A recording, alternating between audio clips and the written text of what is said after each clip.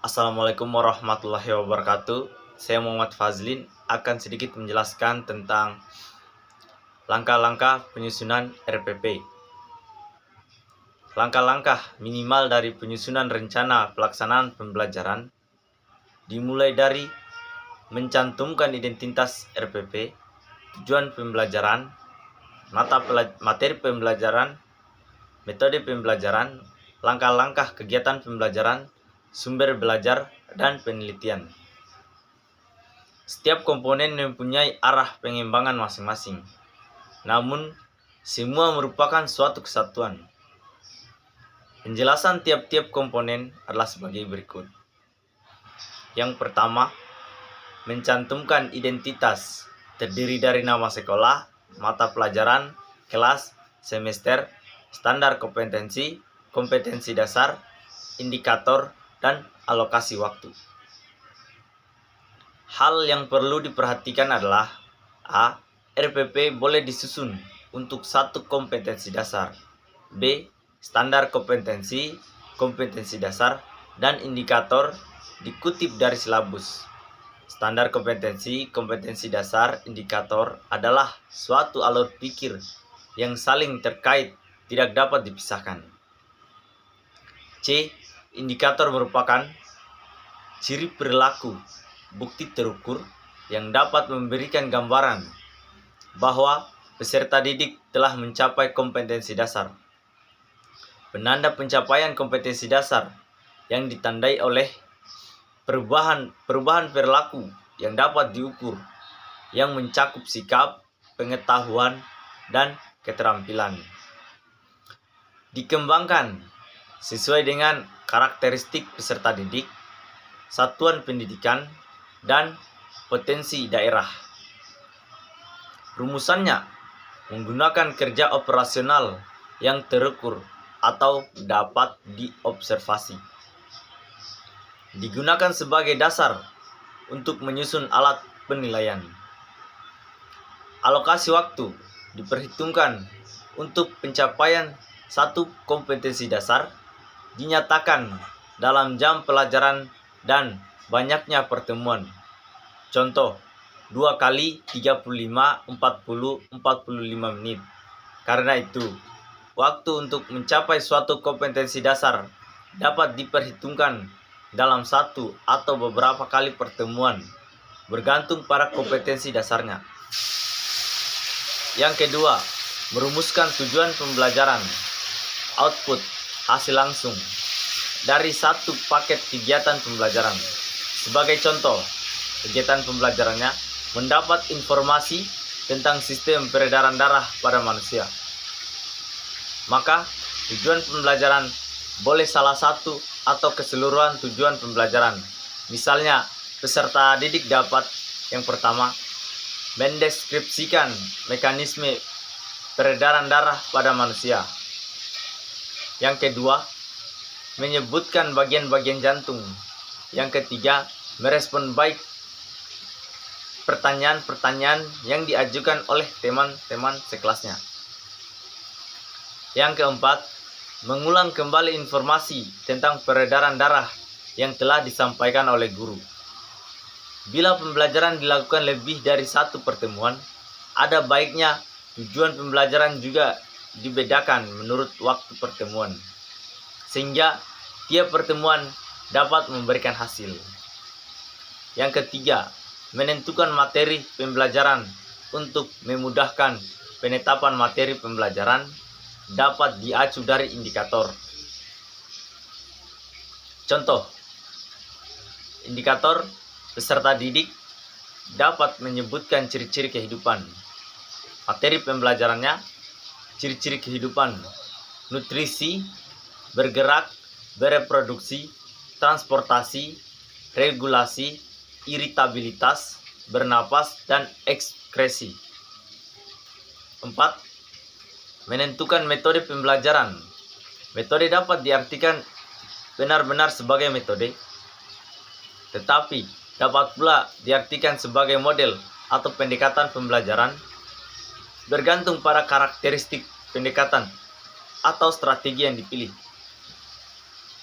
Karena itu, Pada bagian ini, cantumkan pendekatan pembelajaran dan metode yang diintegrasikan dalam satu kegiatan pembelajaran peserta didik. A. Pendekatan pembelajaran yang digunakan.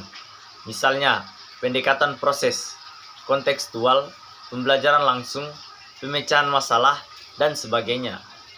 B. Metode-metode yang digunakan. Misalnya ceramah, inquiry, observasi, tanya jawab, cooperative learning, e-learning, dan sebagainya. 5. Menetapkan kegiatan pembelajaran. Langkah-langkah minimal yang harus dipenuhi pada setiap unsur kegiatan pembelajaran adalah sebagai berikut. Kegiatan pendahuluan 10% dari total alokasi waktu. Dalam kegiatan pendahuluan, guru menyampaikan siswa secara psikis dan fisik untuk mengikuti proses pembelajaran. Yang B. Mengajukan pertanyaan-pertanyaan yang mengaitkan pengetahuan sebelumnya dengan materi yang akan dipelajari. C. Menjelaskan tujuan pembelajaran atau kompetensi dasar yang akan dicapai. D. Menyampaikan cakupan materi dan penjelasan uraian kegiatan sesuai dengan silabus. Kegiatan inti, eksplorasi, elaborasi, dan konfirmasi 75% dari total alokasi waktu. Eksplorasi. Dalam kegiatan eksplorasi guru, A. Melibatkan siswa mencari informasi yang luas dan dalam tentang topik atau tema yang akan dipelajari dengan menerapkan prinsip alam takambang jadi guru dan belajar dari aneka sumber. B.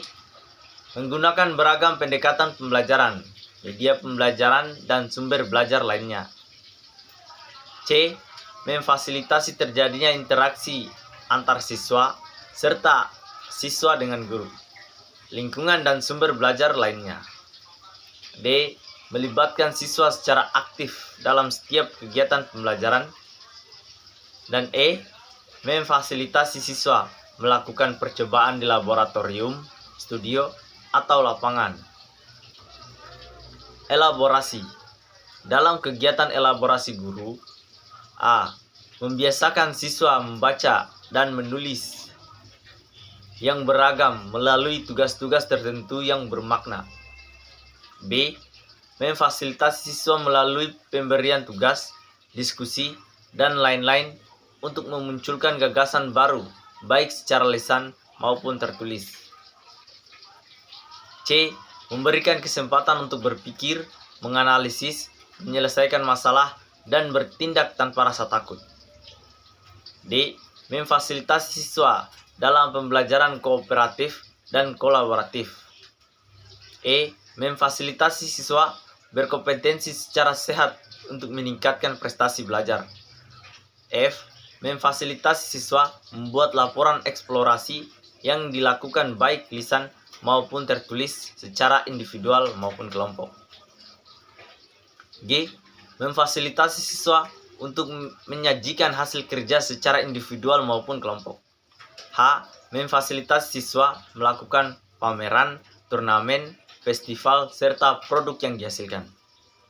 I. Memfasilitasi siswa melakukan kegiatan yang menumbuhkan kebanggaan dan rasa percaya diri siswa. Konfirmasi. Dalam kegiatan konfirmasi guru, yang pertama, memberikan umpan balik positif dan penguatan dalam bentuk lisan, tulisan, isyarat, maupun hadiah terhadap keberhasilan siswa. Yang kedua, memberikan konfirmasi terhadap hasil eksplorasi dan elaborasi siswa melalui sumber. Yang ketiga, memfasilitasi siswa melakukan refleksi untuk memperoleh pengalaman belajar yang telah dilakukan. Yang keempat, memfasilitasi siswa untuk memperoleh pengalaman yang bermakna dalam mencapai kompetensi dasar. Yang kelima, berfungsi sebagai narasumber dan fasilitator dalam menjawab pertanyaan siswa yang menghadapi kesulitan dengan menggunakan bahasa baku dan benar. Selanjutnya yang keenam, membantu menyelesaikan masalah. Yang ketujuh, memberi acuan agar siswa dapat melakukan pengecekan hasil eksplorasi. Yang kedelapan, memberi informasi untuk bereksplorasi lebih jauh. Yang kesembilan, memberikan motivasi kepada siswa yang kurang atau belum berpartisipasi aktif. Kegiatan penutup. Dalam kegiatan penutup guru, A. Bersama-sama dengan siswa atau sendiri membuat rangkuman atau kesimpulan pelajaran. B. Melakukan penilaian atau refleksi terhadap kegiatan yang sudah dilaksanakan secara konsisten dan terprogram. C. Memberikan umpan balik terhadap proses dan hasil pembelajaran. D. Merencanakan kegiatan tindak lanjut dalam bentuk pembelajaran remedial, program pengayaan, layanan konseling, dan memberikan tugas, baik tugas individual maupun kelompok sesuai dengan hasil belajar siswa. E. Menyampaikan rencana pembelajaran pada pertemuan berikutnya. F. Jawaban dibuktikan dengan melakukan observasi secara acak, hasil supervisi kepala sekolah, dan kesesuaian RPP dengan melaksanakan proses pembelajaran.